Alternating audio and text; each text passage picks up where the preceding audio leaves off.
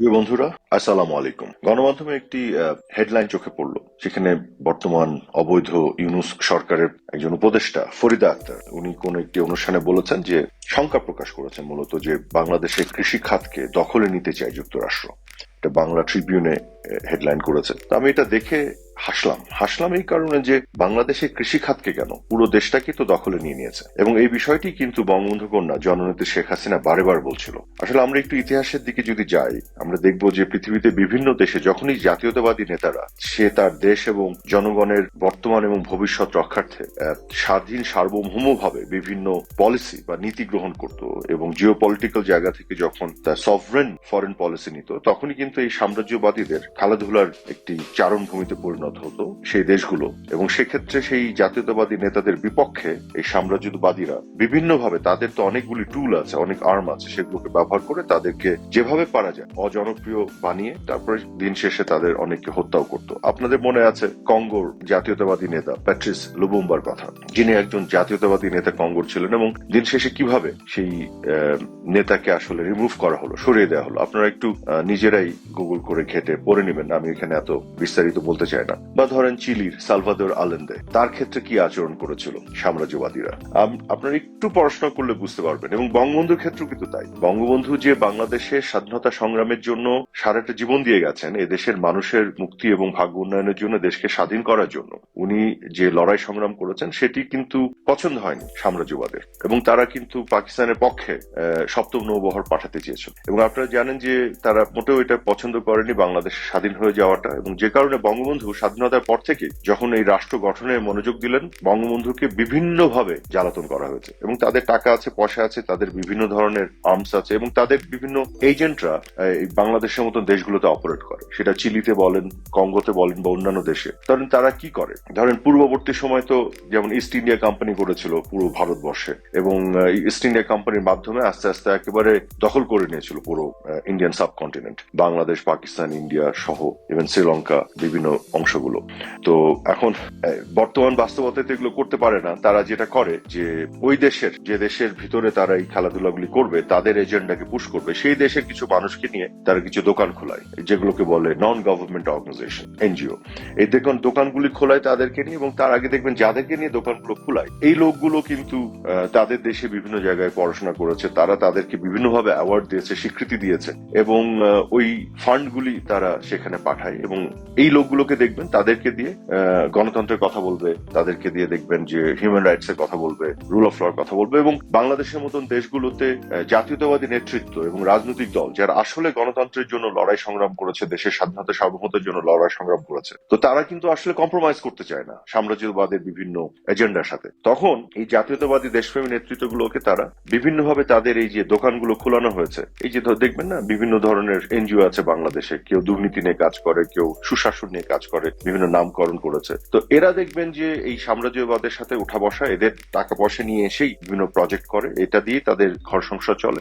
এবং এই সাম্রাজ্যবাদ যেভাবে কথা বলে, যেভাবে কথা বলাতে চায়, সেভাবেই কথা বলে তারা। এবং দেখবেন যে যখন রাজনৈতিক দলগুলি ক্ষমতায় থাকে, হ্যাঁ এখানে সমস্যা থাকে, ব্যর্থতা, ত্রুটি, বিচ্যুতি অনেক কিছু থাকে, কিন্তু তখন তারা গণতন্ত্রের অভাব দেখে। কিন্তু একেবারে অনির্বাচিত এই দোকান খোলা এনজিও লোকগুলো যখন এসে জেকে বসে, এবং তাদের মধ্যে অনেকে দেখবেন ওই সাম্রাজ্যবাদের দেশেই বসবাস করে, তাদেরই নাগরিক, এবং ওইখানেই তাদেরকে পালে পুষে তারা, এবং তাদের বিভিন্ন প্রতিষ্ঠানে কাজ করায়, তাদেরকেও পাঠায় দেয় বাংলাদেশের মতন দেশে, যাও যে সংস্কার করে আসো, দেশকে সেফ করে আসো। কিন্তু দেখেন আজকে বাংলাদেশের কি অবস্থা, ওই যে আজকে কোন দূতাবাস মনে হচ্ছে, দেখেন সংস্কারের জন্য যারা কাজ করছে তাদের সাথেও তারা বসছে, বিভিন্ন রাজনৈতিক দলের সাথে বসছে, মনে হচ্ছে ওই দূতাবাসটা বাংলাদেশকে চালাচ্ছে। তো এটা কি স্বাধীনতা? শেখ হাসিনা তো এটারই বিরোধিতা করেছিলেন, এবং বঙ্গবন্ধু এটারই বিরোধিতা করেছিলেন। কারণ দেশকে স্বাধীন যারা করে তারা কিন্তু কারো কাছে মাথা নত করে না। এবং দেখবেন যে স্বাধীন চেতা দেশপ্রেমী যে নেতৃত্ব এবং রাজনৈতিক দল, তাদেরকে বিভিন্নভাবে কলঙ্কিত করার জন্য মিথ্যাচার, অপপ্রচার আশ্রয় নেওয়া হয়। বঙ্গবন্ধুর সময় ৭২ থেকে ৭৫ সালে বিভিন্ন ধরনের অপপ্রচার, মিথ্যাচার করা হয়েছিল, এবং সেগুলি করার জন্য কিন্তু তারা অনেক টাকা ঢালে, এবং তারা অনেকগুলো মিডিয়া তৈরি করে। এখন তো সোশ্যাল মিডিয়া চলে এসেছে, এখানে বিভিন্ন লোকজনকে পিছন দিক থেকে পাম্প করে, মানি পাম্প করে, টাকা পয়সা দেয়, যেগুলো তারা করে, মিথ্যাচার করতে থাকে। কিছু সাধারণ মানুষ বোঝে না, এখানে ধর্মকে ব্যবহার করে, এখানে অন্যান্য জিও পলিটিক্যাল বিভিন্ন জিনিস ব্যবহার করে। যেমন ধরেন যে বঙ্গবন্ধু বাংলাদেশের স্বাধীনতার জন্য লড়াই সংগ্রাম করেছেন এবং সেখানে ওনাকে সাম্রাজ্যবাদের বিপক্ষে দাঁড়াতে হয়েছে জিওপলিটিক্যাল জায়গা থেকে, সেই বঙ্গবন্ধুকে তো অন্যান্য কোনো না কোনো দেশের সহযোগিতা নিতেই হয়েছে। উনি পার্শ্ববর্তী দেশ ভারতের সহযোগিতা নিয়েছিলেন, উনি সোভিয়েত ইউনিয়ন, তখন তৎকালীন সময় সোভিয়েত ইউনিয়ন ছিল, তাদের সহযোগিতা নিয়েছিলেন। ইভেন যুক্তরাজ্য বা ইউকে গভর্নমেন্টও কিন্তু আমাদের সহযোগিতা করেছিল এবং মার্কিন যুক্তরাষ্ট্রের সাধারণ জনগণও আমাদের পক্ষে ছিল। তো এইগুলো কিন্তু জিওপলিটিক্যাল ইকুয়েশনে কোনো না কোনো পক্ষ বিপক্ষে যদি থাকে আমার স্বাধীনতা সার্বভৌমত্বে, তখন অন্য জায়গা থেকে আমার কোনো না কোনো সহযোগিতা নিতে হয়। ঠিক একইভাবে শেখ হাসিনাও কিন্তু দেখেন মার্কিন সাম্রাজ্যবাদ কি চেয়েছিল, বাংলাদেশের সেন্ট মার্টিন নিয়ে যাবে, এদেশে যতগুলো গ্যাস এবং তেলের ব্লক আছে নিয়ে যাবে, তারা এখানে এই যে আজকে ফরিদ আক্তার সংখ্যা প্রকাশ করছে কৃষি খাত, সকল খাতকে তারা দখল করবে। তো শেখ হাসিনা এখানেই তো বাধা হয়ে দাঁড়িয়ে, তো উনি যখন বাধা হয়ে দাঁড়াবেন তখন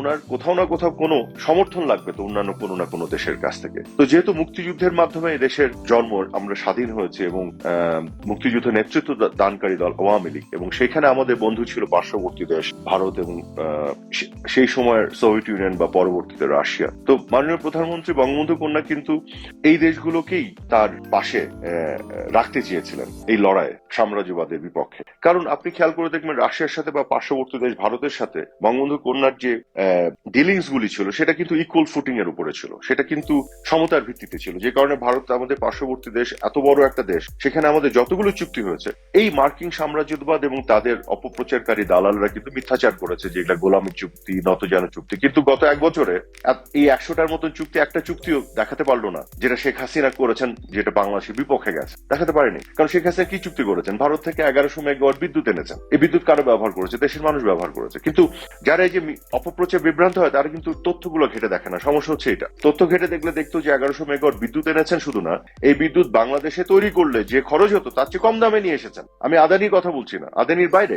এটাই যে মত আমিন সাহেব কিছুদিন আগে কথা বললেন, ভারতের কাছ থেকে আমরা যে এক্সচেঞ্জের মাধ্যমে বিদ্যুৎ আনছি 1160 মেগাওয়াট, এটা কিন্তু বাংলাদেশের জন্য খুবই লাভজনক হয়েছে। ইভেন আদানিকে নিয়ে যে এত মিথ্যাচার করা হয়েছে, যে ভারতের ভিতরে ভারতের ভূমি ব্যবহার করে, ভারতের ইনভেস্টমেন্ট ব্যবহার করে, তার ওখানে কয়লা পুড়িয়ে কয়লার ধোঁয়া নিঃসরণ করে একবারে ফ্রেশ বিদ্যুৎটা বাংলাদেশে এনে দেশের মানুষ ব্যবহার করছে। এই বিদ্যুৎ তো শেখ হাসিনা ব্যবহার করেন, এদেশের মানুষ ব্যবহার করেছে। তো এটা তো বাংলাদেশের বিপক্ষে না, কিন্তু বিভিন্ন ভাবে মিথ্যাচার করে এটাকে এমন ভাবে প্রেজেন্ট করা হয়েছে যেটা বিপক্ষে। যে আজকে ইউনূস সরকারের অ্যাডমিনিস্ট্রেশনের অধীনে যে বিদ্যুৎ মন্ত্রণালয়, তারাই তো একটা কমিশন গঠন করে তদন্ত করে বললো যে আদানির সাথে চুক্তির মধ্যে কোনো ঝামেলা কিছু পাওয়া যায়নি। তো তারপর দেখেন ভারতের মধ্য দিয়ে যে আমরা যে ট্রানজিট ব্যবহার করতাম, বাংলাদেশ ব্যবহার করতাম, করে যে আমরা বিভিন্ন দেশে এক্সপোর্ট করতাম, এটা কেন করতাম? কারণ হচ্ছে আমরা যতদিন পর্যন্ত নিজেদের সক্ষমতা তৈরি করতে পারিনি, সেই সক্ষমতাও আবার শেখ হাসিনা তৈরি করছিলেন। এমন না যে সক্ষমতা তৈরি করা বাদ দিয়ে উনি এই চুক্তিগুলি করেছিলেন। তো সক্ষমতা তৈরি করার আগ পর্যন্ত আমরা কিন্তু এই বেনিফিট গুলো নিচ্ছিলাম ভারতের কাছ থেকে। ভারত এখন বন্ধ করে দিল,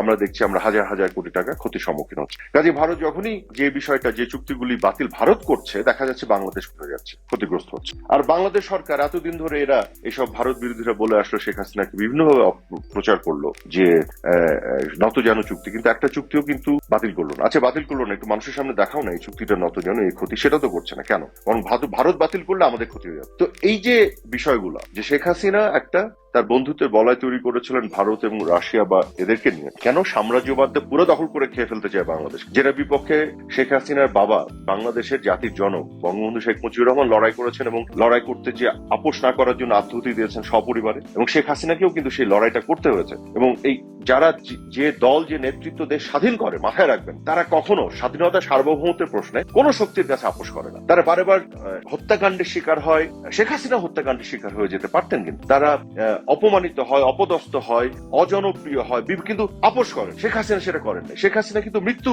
হয়ে যেতে পারত। এমন ভাবে তারা এবার ম্যাটিকুলাসলি ডিজাইন করে তাদের সব এজেন্টকে দিয়ে প্ল্যানটা করলো যে দেশের মানুষকে খেপিয়ে তুললো। আপনারা একটু হিস্ট্রিগুলি দেখেন, যখন সালভাদর আলান্দেকে হত্যা করা হলো, যে এত বিশাল একটা জাতীয়তাবাদী নেতা এবং সমাজতন্ত্রী নেতা, দেশের জন্য, তার দেশের জনগণের জন্য বিশাল ভাবে তার যে অবদান ছিল, কি করা হলো? তাকে কিন্তু অজনপ্রিয় করা হয়েছে। তার আগে মানুষ তো বোঝে না, মানুষকে তো বিভ্রান্ত করা হয়। আজকে দেখেন এত বড় বড় লেকচার যারা দিত পরিবেশ নিয়ে, তারা আজকে এসব যারা নন গভর্নমেন্ট, এইসব বিদেশি এজেন্টরা আজকে এখন ক্ষমতা দখল করেছে সাম্রাজ্যবাদের সহায়তায়, দিয়ে আজকে পাথর গায়েব হয়ে যাচ্ছে। এত বড় বড় লেকচার এখন কাজ করতে দিলে পাথর থাকে না। এই তো হচ্ছে এদের ক্যারেক্টার। এরা তো এক একটা এজেন্ট, দোকান খুলে বিভিন্ন এজিও এবং সাম্রাজ্যবাদের পোষ্য এরা, এদের টাকা খায় এবং সাম্রাজ্যবাদ এদেরকে দিয়ে একটা বাংলাদেশের মতো রাষ্ট্রগুলোকে দখল করে, এবং এরা কিন্তু ওদেরই যে একবার লিটারালি পা চাটে কিন্তু। কারণ এরা যদি আসলে দেশের মঙ্গল করতে চাইতো তাহলে এরা একটা কি বলবো আপনার একটা ডিউ প্রসেস অফ পলিটিক্স যেটাকে বলে, রাজনীতির যে আপনার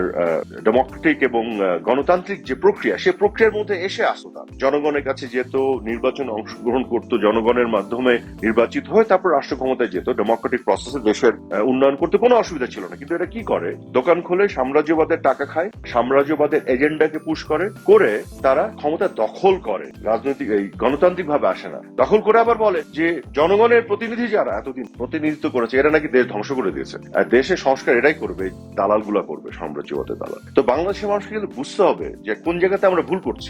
আমাদের কিন্তু বিভ্রান্ত করে ফেলে এরা। যুগ যুগ ধরে আমাদের মতো ছোট দেশগুলো মাথা তুলে দাঁড়াতে চাইলেই এই অবস্থা করেছে। শেখ হাসিনা কতবার মাথা তুলে দাঁড়িয়েছে দেখেন। শেখ হাসিনা যুদ্ধাপরাধের বিচার করেছে, সাম্রাজ্যবাদ ফোন করে এটা মানা করেছে। শেখ হাসিনা শোনেন, শেখ হাসিনা পদ্মা সেতু বানাতে চেয়েছে, তার বিরুদ্ধে কালিমা লেপন করা হয়েছে দুর্নীতির, মিথ্যাচার। পরে কিন্তু কানাডার কোর্টে যে পাওয়া গেছে এগুলো সবই মিথ্যাচার। শেখ হাসিনা তাদেরকে বৃদ্ধাঙ্গুলি দেখে নিজের দেশের অর্থে ব্যয় করে এই পদ্মা সেতু বানিয়ে ফেলেছে। আবার শেখ হাসিনা মাথা তুলে দাঁড়িয়েছে, এটা কিন্তু তাদের পছন্দ হয়নি কখনো। এখন বাংলাদেশ কি হচ্ছে দেখেন, শেখ হাসিনা তাদেরকে যে পাত্তা দেয় নাই, স্বাধীন সার্বভৌম ফরেন পলিসি নিয়েছেন, পার্শ্ববর্তী ভারতের সাথে উনি একটা সুসম্পর্কের মাধ্যমে বিভিন্ন ধরনের মিউচুয়াল বেনিফিটের জন্য চুক্তিগুলি করেছেন। এদিকে চায়না থেকে উনি সাবমেরিন এনেছেন, রাশিয়া থেকে উনি টেকনোলজি বা প্রযুক্তি সহযোগিতা নিয়ে বাংলাদেশে উনি যে পারমাণবিক যে বিদ্যুৎ কেন্দ্র বানিয়েছেন। তো এগুলো সবকিছু উনি কিন্তু একটা ব্যালেন্স করে দেশের মানুষের জন্য করছিলেন এবং একটা সভরেন ইন্ডিপেন্ডেন্ট মানে স্বাধীন একটা ফরেন পলিসি নিয়ে এগুচ্ছিলেন। এটা কিন্তু সাম্রাজ্যবাদের পছন্দ হয় না। তখন তারা কি করে, তাদের নিয়োগ করা দালালদের এই বাংলাদেশে বিভিন্ন ধরনের কেওয়াস ক্রিয়েট করে, মানুষকে বিভ্রান্ত করে, মানুষের মধ্যে বিষ ঢুকিয়ে দেয় এবং দেশপ্রেমী নেতৃত্বকে অজনপ্রিয় করার জন্য যত ধরনের ষড়যন্ত্র করা লাগে সেগুলো করে এই যে বিভিন্ন দেশে করেছে না, এই যে কালার রেভলিউশন যেগুলোকে বিপ্লব বলে, করে দেশগুলোর কি হয়েছে বলবে একটু খেয়াল করে দেখেন তো। আমাদের মতন দেশগুলো তো অবশ্যই ডেমোক্রেসির কিছু ঘাটতি আছে, থাকবে, আমাদের মানবাধিকার, রুল অফ ল বা জুডিশিয়ারি, এগুলো আমাদের নিজেদের মধ্যেই ঠিকঠাক করতে হবে, আমাদের ইমপ্রুভ করতে হবে। তো তার মানে কি সাম্রাজ্যবাদের দালালরা এসে আজকে এদেশ ঠিক করে দিবে? আজকে ওই যে দূতাবাসটা সাম্রাজ্যবাদের যেখানে একটা কেন্দ্রবিন্দু হয়ে গেছে, বাংলাদেশ যে স্বাধীন করলো, তারা আজকে হয় জেলে নইলে দেশের বাইরে অথবা আন্ডারগ্রাউন্ডে, চিন্তা করেন। আর সাম্রাজ্যবাদের দালাল তারা আজকে সংস্কার করছে, দেশ শাসন করছে অগণতান্ত্রিক ভাবে ক্ষমতা দখল করে। আর সাম্রাজ্যবাদের দূতাবাস আজকে দেশ নিয়ন্ত্রণ করছে, তারা সিদ্ধান্ত নিচ্ছে কবে কি হবে, তারা সবাইকে ডেকে কথা বল। লজ্জা লাগছে না? একটু চিন্তা করে দেখেন তো। আসলে কি আমরা এভাবে সাম্রাজ্যবাদের দাস হয়ে থাকবো? বাংলাদেশে কৃষি খাত দখল করছে তারা সকল খাত দখল করছে। শেখ হাসিনা যে নিজের পায়ে দাঁড়াতে চেয়েছিলেন বিদ্যুৎ খাতে, এই বিদ্যুৎ খাত নিয়ে এই সাম্রাজ্যবাদের দালালরা তাদেরকে দিয়ে কত মিথ্যাচার করেন। ফরেন পলিসির জায়গাতে উনি স্বাধীন সার্বভৌম ভাবে দাঁড়াতে চেয়েছিলেন। শুধু বিদ্যুৎ খাত না, এই যে এনার্জি সেক্টরে উনি স্বাধীনভাবে দাঁড়াতে চেয়েছিলেন, কৃষি খাতে স্বাধীনভাবে দাঁড়াতে চেয়েছিলেন, এভিয়েশন সেক্টরকে স্বাধীনভাবে দাঁড় করাতে চেয়েছিলেন। আজকে তো সবকিছু এই যে নন ডিসক্লোজার এগ্রিমেন্ট করে অনেক কিছু পরিষ্কার এখনো না, কি দিয়ে এসছে দেখেন। এই যে বলছে বিশাল অ্যাচিভমেন্ট, 20% নাকি ট্যারিফ পেয়েছে। আরে বাংলাদেশের মতো সকল দেশকে এক ব্র্যাকেটে ফেলে 20% থেকে 10%-এর মধ্যে দিয়েছে, আলাদাভাবে এক্সেপশনাল কিছু বাংলাদেশকে দেয়নি। এটাকে বলছে 15% কমানোর চেষ্টা করছে। বাহ, আপনি ওদের পায়ে যেয়ে পড়বেন, যা চাইবে সব দিয়ে দিবেন, ওরা তো আপনাকে বাঁচিয়ে রাখার জন্য এগুলো করবে। এটা কি স্বাধীনতা, সার্বভৌমত্ব? চিন্তা করে দেখবেন একটু। আলেনদের জীবনীটা পড়েন, প্যাট্রিস লুবুম্বার জীবনীটা পড়েন, ইভেন বঙ্গবন্ধুর ক্ষেত্রে কি হয়েছে একটু দেখেন, ফিদেল ক্যাস্ট্রোর ক্ষেত্রে কি হয়েছে দেখেন, কিভাবে এই সাম্রাজ্যবাদ তাদের মধ্যে বারেবার ঢুকতে চেয়েছে দেখেন, তাহলে পরিষ্কার হয়ে যাবে কিন্তু কারা করেছে এই ষড়যন্ত্র। আজকে বাংলাদেশে ওই দূতাবাস কেন্দ্রিক যে সিদ্ধান্ত গ্রহণ এবং রাজনীতি,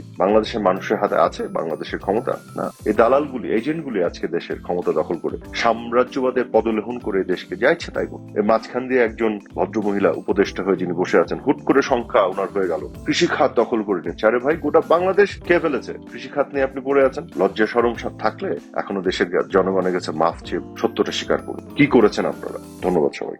পলাতক শেখ হাসিনা 1 বছর পরও মাটিতে নামলেন না, জনগণের মুখোমুখি হলেন না, তবে আক্রমণ চালিয়ে গেলেন ভার্চুয়ালি। প্রশ্ন উঠছে, এই কি জননেত্রীর দায়িত্বশীলতা? শেখ হাসিনার ভাষণে ছিল একগুচ্ছ হুমকি, পুরনো অভিযোগ আর বিরোধীদের দোষারোপ। কিন্তু প্রশ্ন হচ্ছে, নির্বাচন নিয়ে কোনো জবাব নেই। ডক্টর ইউনূস, সেনাবাহিনী, গণমাধ্যম সবাইকে একহাত নিলেন, অথচ নিজের দলের ভেতরের দুর্নীতি নিয়ে একটাও কথা বললেন না। তিনি দাবি করলেন দেশ উন্নয়নের পথে, কিন্তু সেই উন্নয়ন কি শুধুই ভার্চুয়াল? যেখানে জনগণ নেই, গণতন্ত্র নেই, ভোট নেই, সেখানে কিসের উন্নয়ন? 1 বছর ধরে দেশের বাইরে থেকে ভার্চুয়াল বক্তৃতা দিলেও তিনি দেশে ফিরছেন না কেন? জনগণের সামনে দাঁড়াতে ভয় পাচ্ছেন কেন? আইন আদালতের মুখোমুখি না হয়ে কেবল হুমকি ধামকি দিলেই কি নেতৃত্ব প্রমাণিত হয়? এটাই কি সেই নেতৃত্ব যার উপর বাংলাদেশ ভরসা রাখবে? বাংলাদেশের ভবিষ্যৎ কি ভার্চুয়াল বক্তৃতায় বন্দী থাকবে, নাকি জনগণ এবার নিজেদের সিদ্ধান্ত নেবে মাঠে নেমে? আপনার মতে শেখ হাসিনার ভার্চুয়াল বক্তব্য কি বাস্তব রাজনৈতিক দায় এড়ানোর চেষ্টা, নাকি কৌশলগত পাল্টা আক্রমণ? তো আজকে এই পর্যন্তই, কিন্তু প্রশ্নগুলো এখানেই শেষ নয়। এই দেশ, এই রাজনীতি, এটা আমাদের সবার।